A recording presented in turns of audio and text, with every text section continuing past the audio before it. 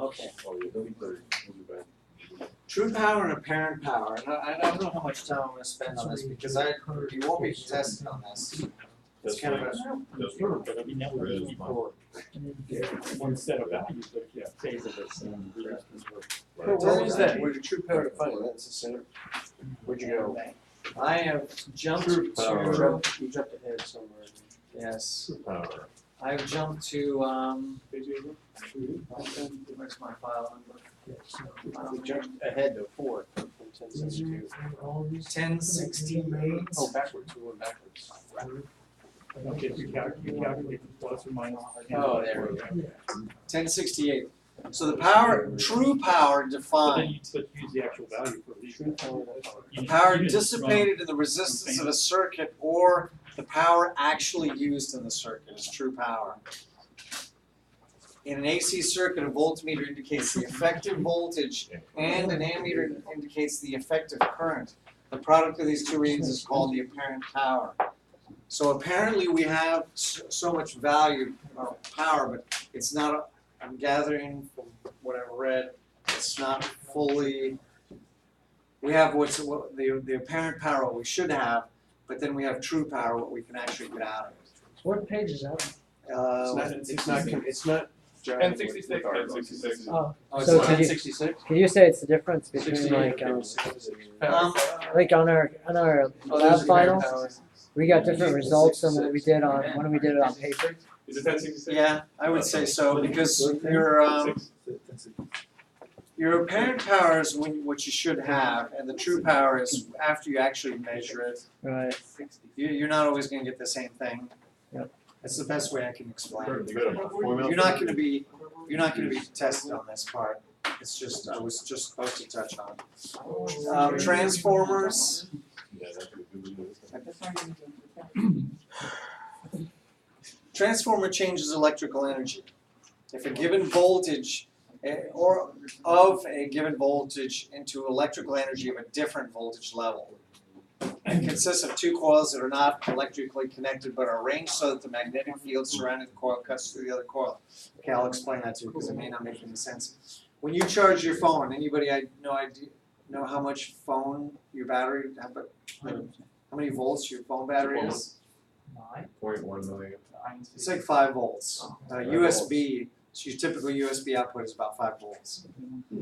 But you're plugging it into a wall that's 120 volts. So you've got a transformer in there that does two It's things. really hot. It drops the voltage from 120 volts down to 5, but it also, what we call rectifies it. It converts it from AC to DC. We're just going to cover transformers right now. A rectifying is when you convert AC to DC. A alternating currents moving back and forth, DC is in steady direction. A transformer can also be used with pulsing DC, but a true pure DC voltage cannot be used. So we're talking about AC when we talk about a transformer. So you're saying it actually cuts the voltage down? It will drop the voltage. So where does all that extra? It takes place inside the phone. Where does it go? It's I inside mean, the phone. yeah, I mean, do you go It or go- Okay, we remember how this is linear, our triangle up there? When we cut voltage, the current increases. When we increase current, the voltage drops. So that triangle is always true when it comes to a transformer. If I change, instead of trying to explain it to it, it comes up in the pages that follow. It'll be easier. But there's no. This is one of those things where you're not gaining anything. Nothing's free, and you're not losing. You do lose a little bit because these things get warm. So there is a loss in that effect. It would be perfect. This would be, ideally we'd want to make a transformer that didn't get hot. Because we lose that energy and heat. so what you're That's saying internal in is the phone. That's in, That's what everybody wants to know. It's internal in the phone. No, it's no, it's the module that sticks on the wall, that block, that black, That little block there. that little black box that's, when you push it into the wall. The adapter essentially. so that's why they call it Today Decepticon, you right? just plug it in. Straight to the phone. Maybe not. Not that I know of. Yeah, I mean, It's like this. Nobody got it. I don't No, want you no, nobody did. Everybody's just- Yeah, No. see the logic, that's a transformer. That's that. But you were up at 5:30 in the morning watching that? No. That's a transformer. Yeah, that's what I did, that. Now, is that what they have, those, like in some systems, vents and ventilation, they cool it off and it's overheating? Yeah, Alright. usually, and this one gets, I've got a giant laptop, so I get a lot of current. I didn't know how they could fit in the phone, it'd be too big. No, it's not in the Yeah, phone. Yeah, that's why I was thinking. When you plug that into your, when you plug that cord, sometimes you plug it into your, or straight into your laptop. Yes, it's just like- That laptop, the USB is putting out the 5 volts, so it's already set to 5 It's already volts. set to 5. You plug it into the wall, you transform. It's not, no one be Fred, but what happens, well, in London, I plugged in my Apple charger, blew up. Yeah. Oh, And yeah. flat, it exploded. Yeah. What did it do? They're Was running- it just they're running bad, was 220. it just bad, current on the other end? There was nothing bad about it. They just weren't compatible. Yeah, okay, why weren't they compatible? Because they're using like 230 volts. 220. Bad 220. 220. But I thought that thing was supposed to rectify. Some do. So if you look at them, some will say have a range. Yeah, exactly. You should the adapter and do it. 100 to 240? It blew up. Let's put the adapter in and it- plug it in. Okay, if you looked at that Fire, adapter, it smoke. probably didn't give you that full range. Like some of them will say 100 volts to 250. You know, they cover it, and it will modulate. You know, it corrects it Did it inside. ruin your phone too or not? And no, just really, they just blew it, just Yeah, melted the, transformer was gone. gone. That's great. I I would have guess. loved to have seen that. That was me. Scared the shit out of me. So here's essentially what's going on. It consists of 3 basic parts.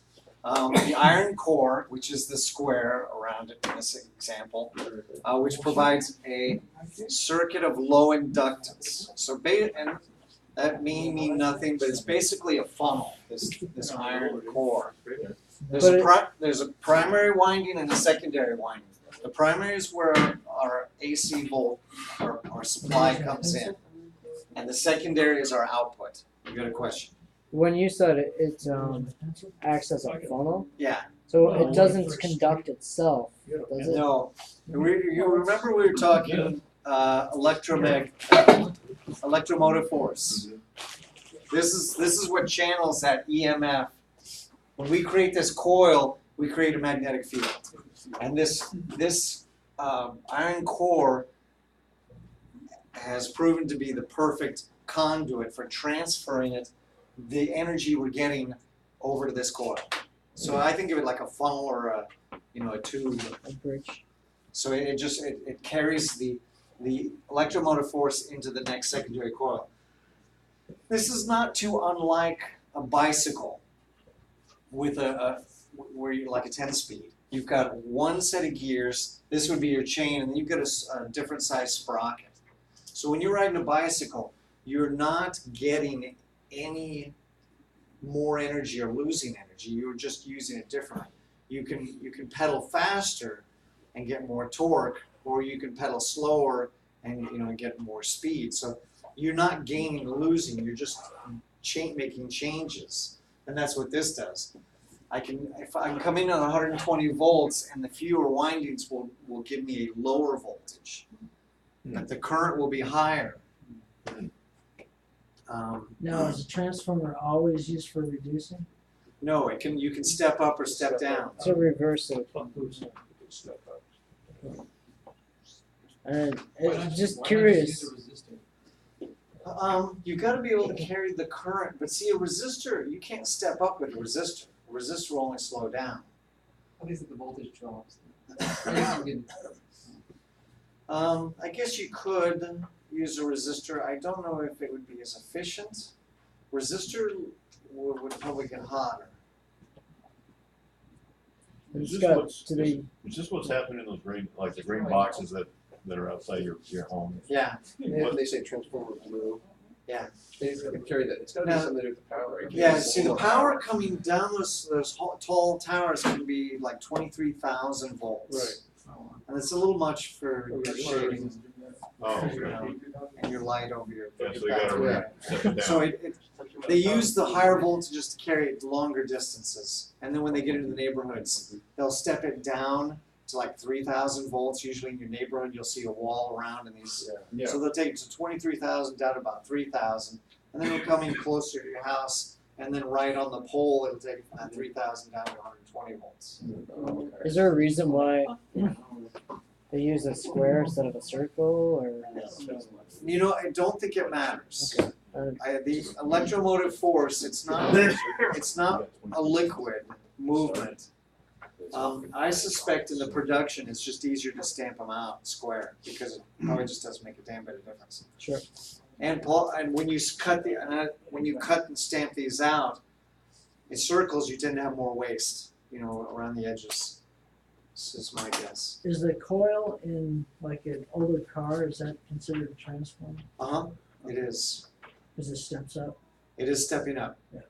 But when you step up, then you're losing half the You're current. losing current, but you can still get the voltage. You know, where you get yeah. And it could be, I'm trying to think, it could be higher current, lower voltage. But it's a trade-off. Well, I'll show you when we get further on. Two classes. One is a voltage transformer and the other is a current transformer. This is AC voltage. So the one on the left is the voltage transformer. The primary or the inlet is coming off of the opposite sides of the lead or the power supply. And for current, they're getting it off the same. And this is kind of a shunting here. As the current moves through here, you get a smaller percentage through here. That's not going to give you as high a voltage. I can't really tell you where. Okay, there's your example. They're showing a meter.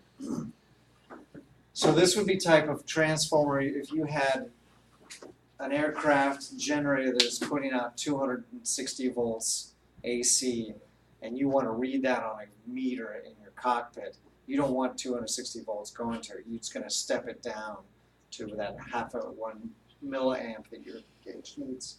Are there some formulas where you can lower down? There are formulas, but it's a ratio. So if I have like the one on the left for voltage, if I have 100 windings and I put 50 windings, if I have 100 windings on my input, my primary, 50 windings on the output, I'm going to get half the voltage. Okay. If I have 50 windings on my primary, my input, and 100 on the out, it's a step up. I'm going to double my input, but I won't have as much current. Yeah, that's pretty true. Is this, when you're talking about, is that in the same spot where they convert it from AC to DC? No. In fact, we don't even cover rectification. Almost sounds dirty. I can show you how it rectifies. It's kind of cool. Here's your AC. Just when you get out here. Here's the AC, and the AC moves back and forth. The way I describe it is like two guys when you see the big loggers on that big long saw. One pushes, the other one pulls, and they alternate back and forth. It comes into triangle, right? Like connected to the top of a triangle, and we have diodes. Anybody know what a diode is? That's a one-way. Yeah. A diode allows you to go one direction, like a check valve, yes. I think it goes, if I remember, it goes this way. So it actually goes in the direction that the arrow goes, but you've got a little line out front. And then I get my DC. Let me do that in a different color. Where's my pens? Way over there.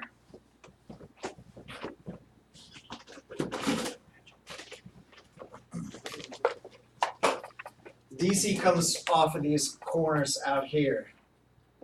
These are not connected. The black and the red are separate. So the way these rectifiers go, when the voltage moves this way, these allow voltage, this voltage is going to go back and forth through these rectifiers. Oh, I see.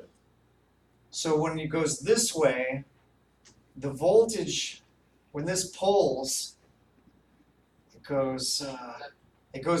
goes this way, it actually, I'm trying to decide if I have that drawn right. It might be in the top one. But ultimately, it goes back and forth. Right. But when this goes this direction, it goes this way. And when it goes back the other way, this one goes forward. So that you have a constant flow in one direction. Right. Actually, this one, I've got these backwards. I'll just draw arrows so you can see different from a distance clarification. And there's one here that moves. And this moves.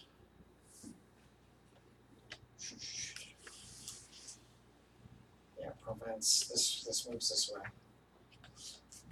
So when I move, that's this way. It's moving this way. This, when it's going, the top one is going to the right and the bottom one is going to the left. The voltage goes through this one, but this check valve prevents it from going that way, so it can only go this way. Right. And as this one is moving this way, the DC, the negative, is moving this arrow, and So that one's maybe going this the one's direction. backwards. Yeah. Maybe this. Somehow I've got it different. Maybe I'm just drawing it completely wrong. But as this moves this way, it will pull. This has got to be this way. Actually, Maybe the other. No, one, the the bottom- bottom bottom left right. one. Yeah, Bottom left one that needs to go. I've got them just wrong to begin with. Well, no, This is gonna go this way. This is gonna go this way. This is gonna go this way. And I think this is goes. This is gonna. Other way. Yeah, the other. Always start over, right? Quick to jump on. go ahead. This moves this way and that moves this way. So this triangle in the middle. Right. This should go this way and this way. Right. And the others I want to think are opposite. So that way. Maybe. See, is he explaining how diode works? Let me see if that works.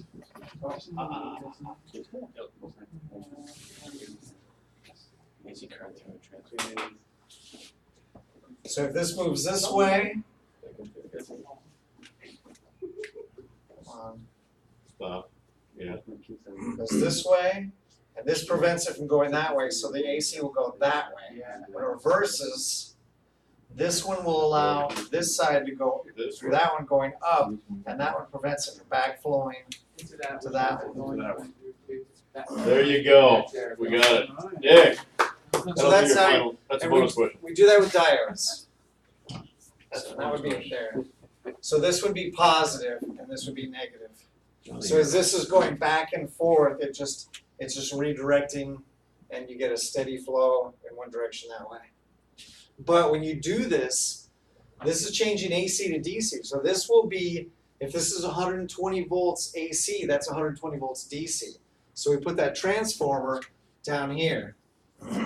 We take that 120 volts and we drop it down to, in the example of your cell phone, 5 volts. So now we have 5 volts AC that goes into your rectifier, and you get 5 volts DC coming out. It's a lot of freaking magic. It is, and it's pretty simple. I've actually made these where I soldering them all together. So does that mean it's gonna be the primary wires are gonna be parallel in the transformer? They will look like this, the one on the left. The primary is going to be the one that's connected to the AC power supply, your house voltage, 120 volts. So on this side it'd be 120 volts, and then you're going to have fewer windings on the secondary. So I'll have a whole bunch over here of windings, and I'll have very few over there. Sure, but what I'm getting at is where it's first hitting transformer as 120 volts, is that hitting it as a parallel circuit or as a series circuit? This is a coil, so it's essentially series. It's not too different from a light bulb. You're literally like Isn't it coming in as a it's what you see here. This is confusing because this continues on really, if you could ignore that part of it, your AC, here's your, I'm gonna, to oversimplify this. Here's your outlet that goes in the wall. No, there's a rectifier. And then here's your power cord. Here's your power cord. When you go into the transformer, you're going through a coil and right back out. So here's your inductor Your transformer. So your power goes, it's just alternating back and forth. Transformers only work with AC power. They just don't work in one direction. It stated earlier, you can do a DC pulsing will work, It but can't be pure DC. yeah, it can't be pure. I don't know what pulsing DC is. DC?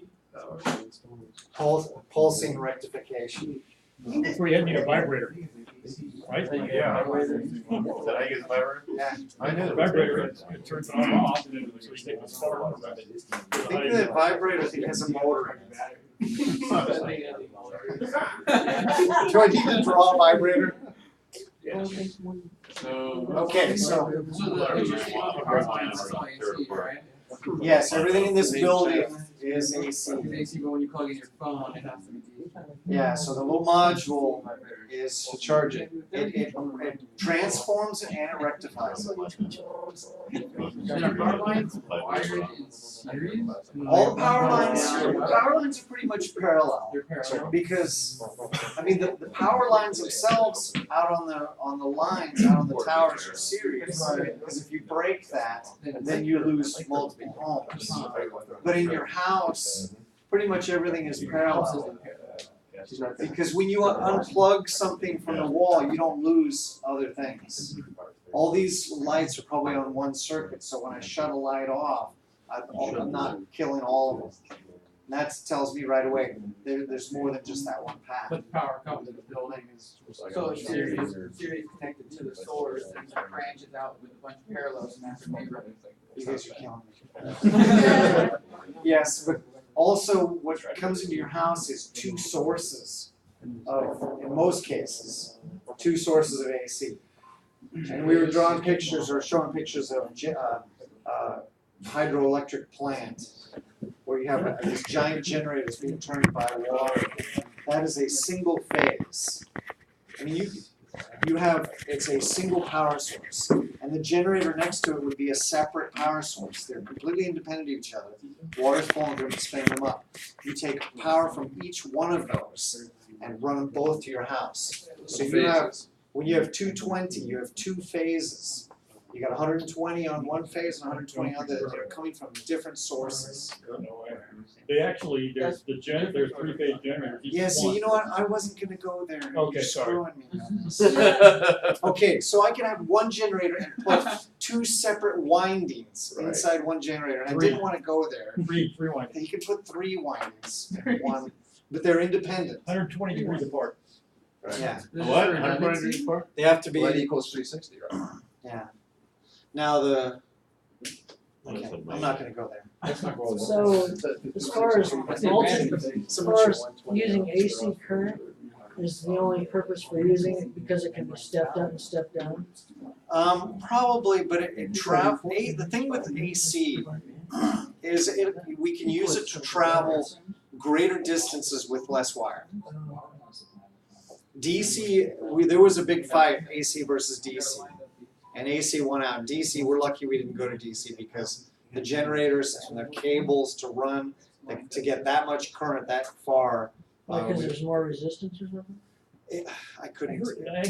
I heard someplace they do have some high power DC lines, so it works in some situations. So when you use the AC, you still have your phone.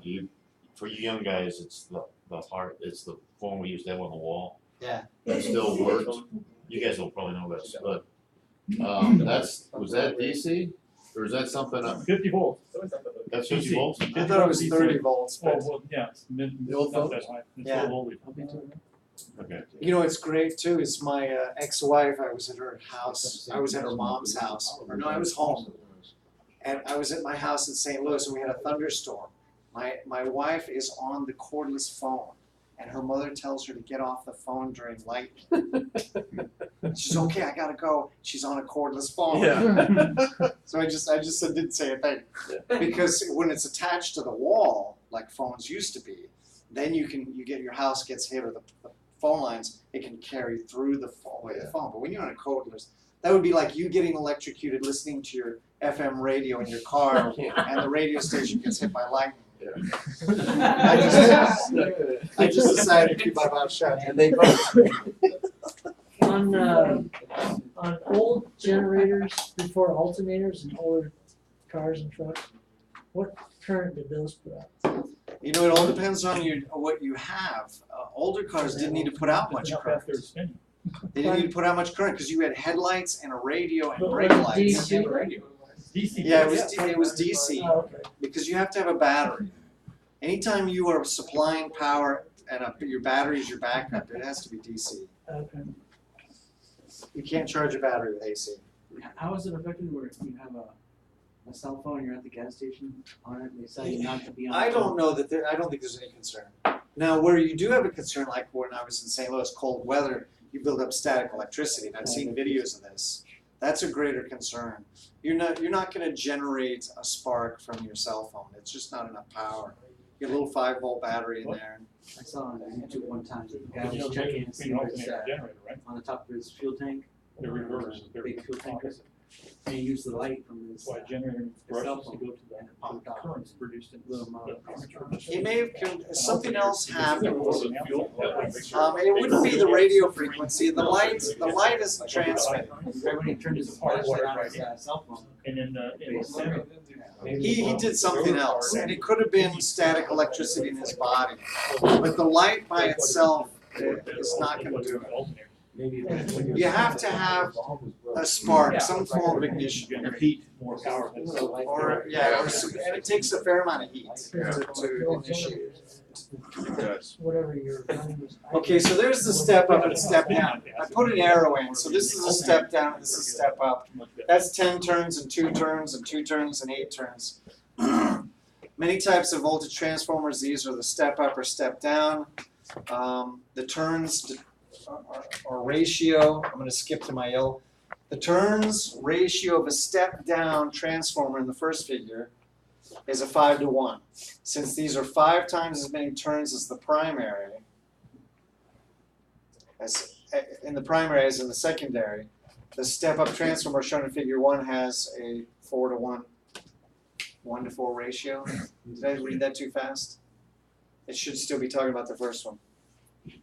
Okay, I'll just move on. The one below, 10 volts is applied to the primary of the transformer shown in 10A. 2 volts are induced into the same. Do we have volts? It's not even showing it. I didn't try not to get too deep into because I think I've got it. Let me see my next frame. No, I don't have it. Okay, so let me start again. The turns ratio of the step-down transformer, which is this one up here,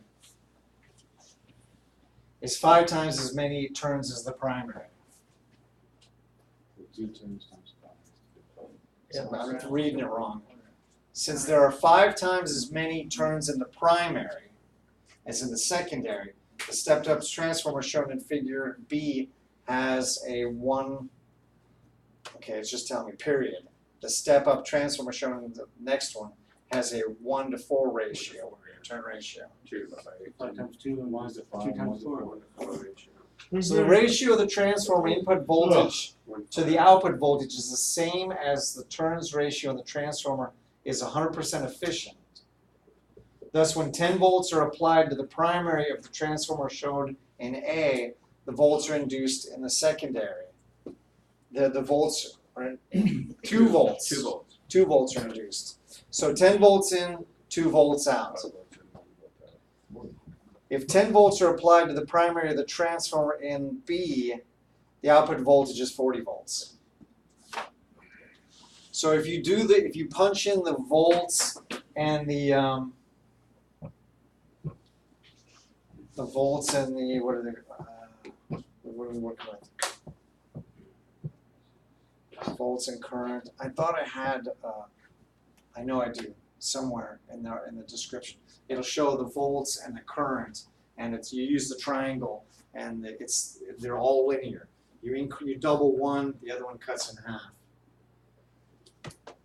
With everything, with voltage and resistance and. No, the voltages change. The current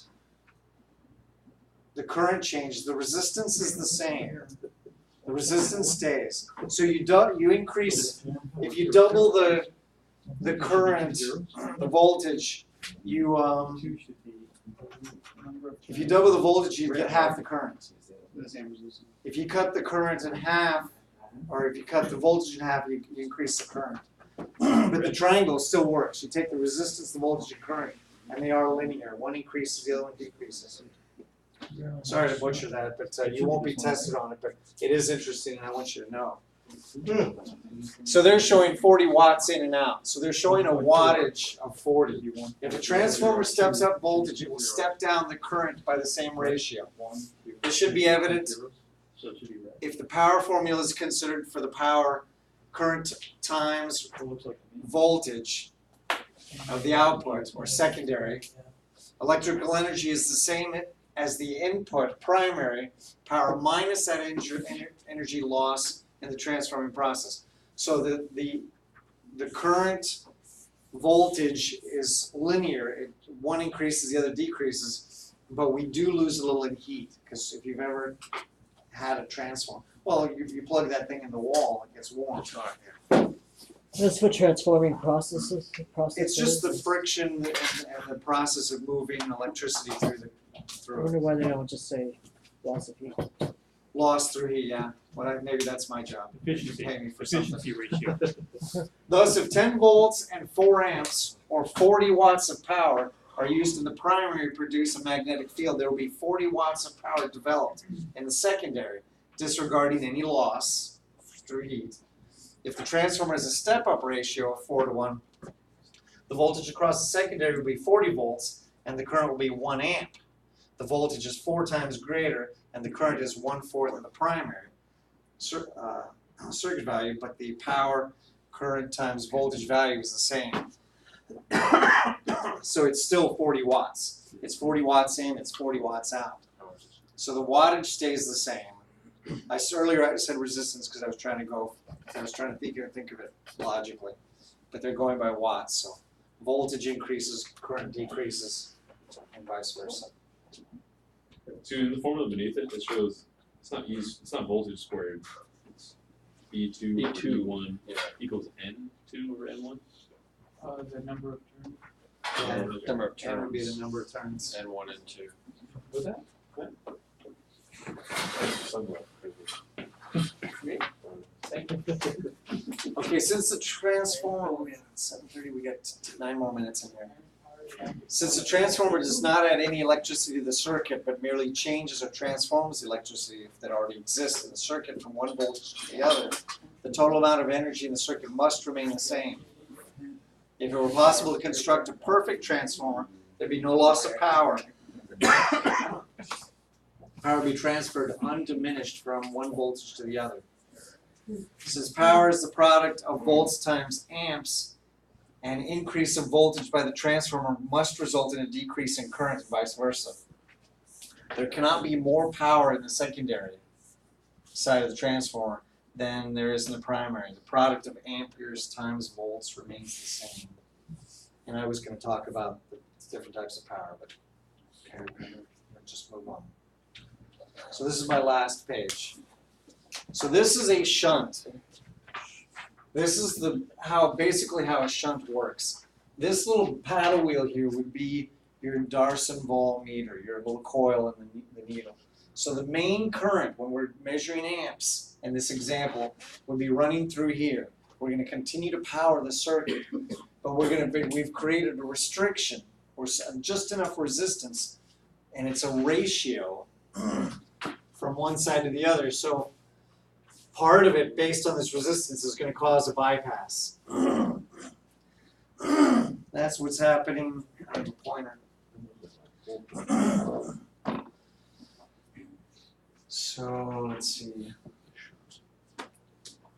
make out that picture. Malaysian Road. I was trying to figure out, remember, I thought I had this in my head. So you're gonna put, if I'm not.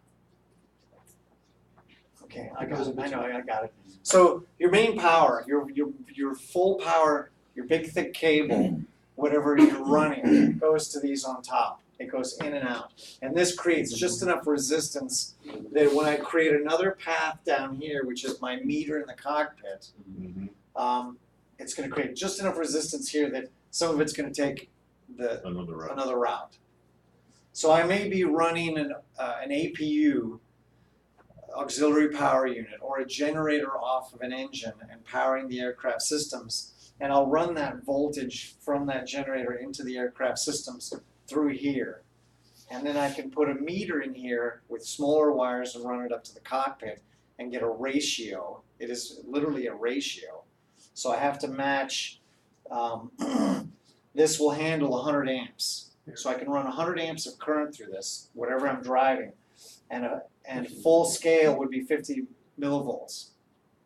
So I would put a 50 millivolt meter on this. And you can get meters that are rated at millivolts. So 50 millivolts, so when I'm fully cranked at 100 amps, let's see, I'm trying to think what my options are. I don't necessarily have to go, okay, so 100 amps, so my meter would actually read 100 amps full scale, but it would be labeled as 50 millivolts. So I would buy a 50 millivolt meter, install it, and use that shunt. I may never go, it only may be a 50 amp current circuit. So in that case, my meter's only going to deflect halfway. But it's still going to be, the ratio is appropriate. So if I'm running 50 amps through that shunt, I'm going to get 25 millivolts to my meter, and it's going to read halfway. There's the example right there.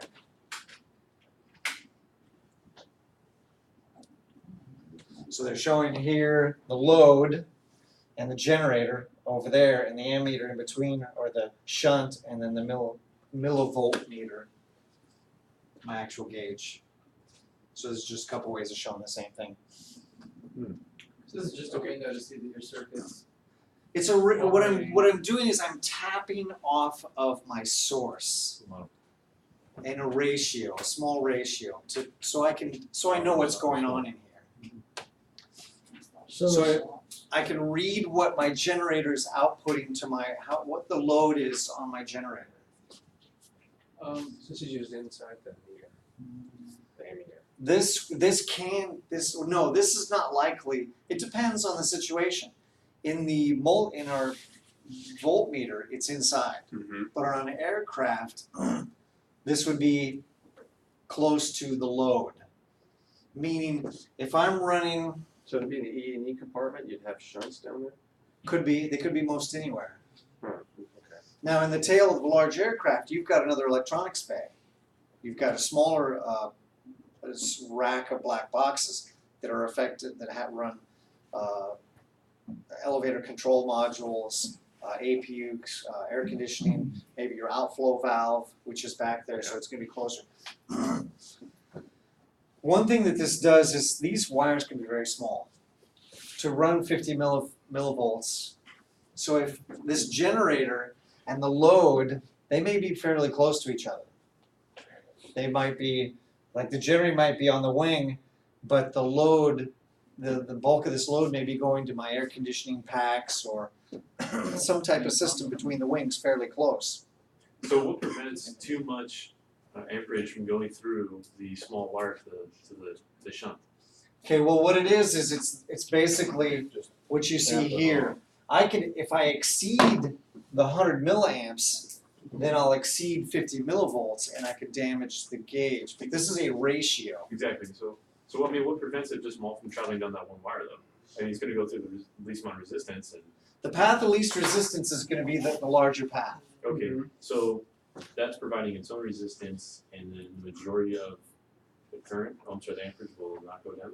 The majority of the current's gonna take the path of least resistance. Okay. But I create just enough resistance that I will get some to bypass. And it is literally a ratio. So no matter what current I run here, 100 amps will give me 50 millivolts. 50 amps will give me 25 millivolts. Okay. 10 amps will give me That's 5 the shunt- millivolts. The shunt's keeping it in. It is literally giving me a ratio of what is running through the main. Okay. So the only way I could get what's preventing this from getting too much is if I were to damage this. If suppose this was exposed where I broke one of those little wings in there. I'm assuming that those are equal value, which now would 100 amps would give me 100 millivolts. Mhm. So that I mean there would have to be something wrong. What did it give you? Less millivolts? To me, it would give me more because now my current, my 100 milliamps, You're around. 100 amps is now is getting more resistance because I've closed one checkout counter 2 is closed. Check out counter two. It's one of my grocery checkouts is closed. Right. So now I'm pushing more current through one spot, and people are gonna get mad, and it's gonna get hot, and people are gonna try to go other ways, like out the back door with their groceries, which is gonna be through that gauge. Okay, and that's all I got for that one. So this class is officially done. We're in lab. You can do whatever you want in lab. I had it scheduled to have lab 5 due today. I'm not gonna hold you to it. But you should be finishing up 4 and well into lab 5. Lab 5 didn't look that involved.